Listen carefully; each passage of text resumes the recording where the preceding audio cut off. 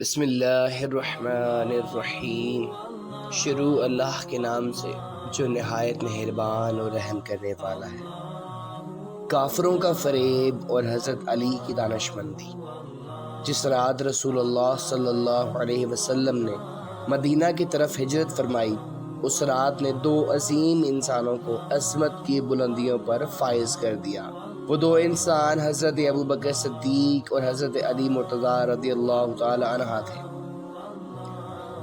حضور صلی اللہ علیہ وسلم نے حضرت ابوبکر صدیق رضی اللہ تعالی عنہ کو اپنے ہمراہ لے کر سفر فرمایا تو گویا اللہ کی امانت ابوبکر صدیق رضی اللہ تعالی عنہ کے حصہ میں آئی، جبکہ لوگوں کی وہ امانتیں جو حضرت صلی اللہ علیہ وسلم کے پاس تھیں وہ حضرت علی مرتضیٰ کے سپرد کی، تاکہ آپ رضی اللہ تعالی عنہ ان امانتوں کو صاحبان امانت تک پہنچائیں۔ صبح کو مکہ میں ایک عجیب واقعہ پیش آیا۔ ہوا یوں کہ حنظلہ بن ابی سفیان نے عمیر بن وائل صفیقی کو بلایا اور ان سے کہا کہ علی رضی اللہ تعالی ابن علی طالب کے پاس جاؤ، ان سے 80 مسکال سونے کا دعویٰ کرو، کیونکہ میں نے مسکال سونا محمد صلی اللہ تعالی علیہ وسلم کے پاس بطور امانت رکھا ہوا تھا۔ حضرت محمد صلی اللہ علیہ وسلم مدینہ کی طرف کوچ کر گئے ہیں اور علی رضی اللہ تعالی عنہ ان کے وکیل ہیں۔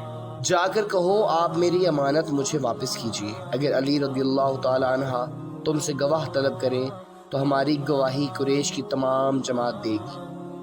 تیرے اس کام کے بدلے میں تجھے اپنی ماں ہندہ کا مسکال یعنی گلوبند تجھے دیتا ہوں۔ عمیر بن وائل نے حضرت علی رضی اللہ تعالی عنہ کے پاس آ کر امانت کا دعویٰ کیا۔ حضرت علی نے اس سے امانت کی نشانی طلب کی، اس نے بتائی۔ اس کے بعد آپ رضی اللہ تعالی عنہ نے امانتی سامان میں اسے تلاش کیا تو کہیں اس کے آثار بھی نہ ملے، جبکہ ہر امانت پر اس کے مالک کا نام لکھا ہوا تھا اور اس میں عمیر کا نام کہیں بھی درج نہ تھا۔ حضرت علی رضی اللہ تعالی عنہ نے عمیر کو بہت سمجھایا کہ تم اس دعوے میں جھوٹے ہو، لہٰذا باز آ جاؤ، مگر اسے سمجھانے کا کوئی فائدہ نہ ہوا۔ وہ اپنی ضد پر اڑا رہا۔ اس نے کہا میرے چند گواہ ہیں، ابو جہل اور اس کا بیٹا اکرمہ، عقبہ بن معیط، ابو سفیان اور اس کا بیٹا حنظلہ میری گواہی کے لیے حاضر ہیں۔ جھوٹی گواہیاں۔ حضرت علی رضی اللہ تعالی عنہ اچھی طرح جان گئے کہ ان کا صرف فریب ہے، چنانچہ آپ رضی اللہ تعالی عنہ نے فرمایا کہ گواہوں کو خانہ کعبہ میں حاضر کیا جائے۔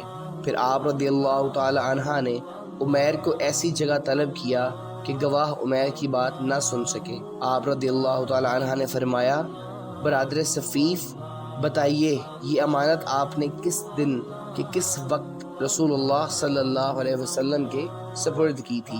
اس نے کہا دوپہر کے وقت رسول خدا نے میرے ہاتھ سے لی تھی اور اپنے غلام کے حوالے کی تھی۔ اس کے بعد آپ رضی اللہ تعالی عنہ نے ابو جہل کو طلب کیا، لیکن اس نے گواہی دینے سے انکار کر دیا اور کہا مجھ پر گواہی دینا کوئی فرض تو نہیں۔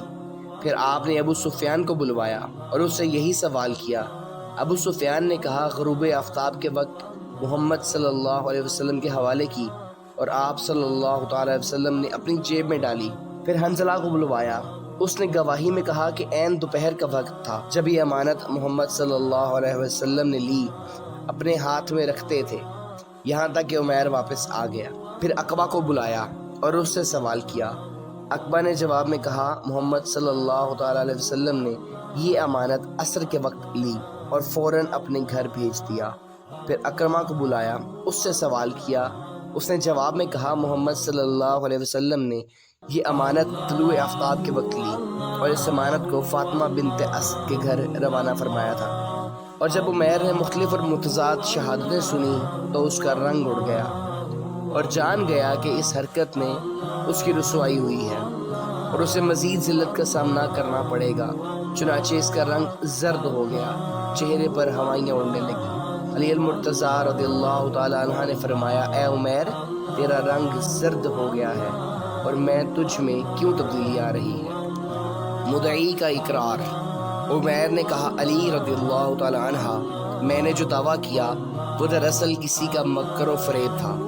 اب میں اصل بات بتاتا ہوں، میں رسوا نہیں ہونا چاہتا، مجھے اس محترم گھر بیت اللہ شریف کی قسم ہے کہ میری محمد صلی اللہ علیہ وسلم کے پاس کوئی امانت نہیں تھی۔ اصل میں حنظلہ بن ابی سفیان نے مجھے لالچ دیا اور ابو سفیان نے مجھے اس کے بدلے میں دینار اور ہندا کا گلوبند، جس پر اس کا نام ہندا نقش ہے، بطور رشوت دیے ہیں۔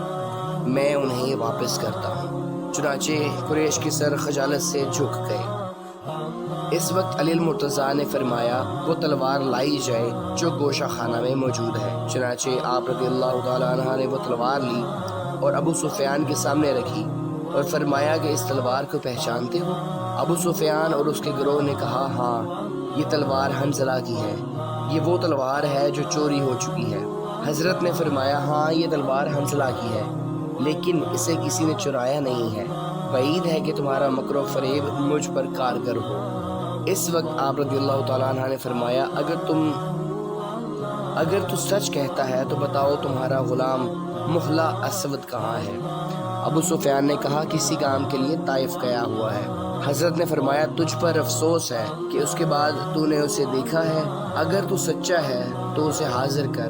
ابو سفیان خاموش اور پریشان ہو گیا۔ اس کے بعد آپ رضی اللہ تعالی عنہ نے سرداران قریش کے 10 غلاموں کو حکم دیا کہ ابو سفیان کے ساتھ جائیں اور زمین کے فلاں ٹکڑے پر گڑھا کھودیں، حسبوہ محلہ کو باہر نکالیں، خانہ کعبہ کے ساتھ لٹکائیں۔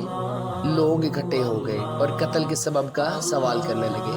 حضرت علی رضی اللہ تعالی عنہ نے فرمایا حنظلہ اور ابو سفیان نے اسے رشوت دی تھی اور اس سے کہا تھا اگر تو علی رضی اللہ تعالی عنہ کو قتل کر دے گا تو ہم تجھے آزاد کر دیں گے، اور وہ اس پر آمادہ ہو گیا۔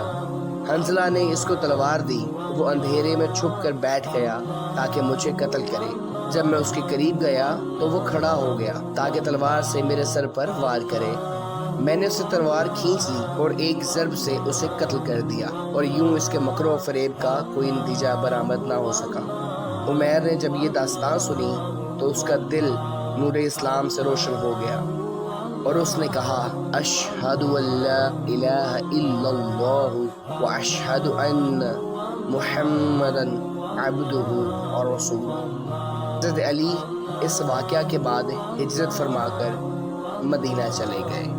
ہمارے چینل کو سبسکرائب کیجیے، اپنے دوستوں کے ساتھ شیئر کیجیے اور ساتھ گھنٹی کے بٹن کو دبانا مت بھولیے گا تاکہ ہماری آنے والی تمام ویڈیوز جلد از جلد آپ تک پہنچ سکیں۔ جزاک اللہ خیر۔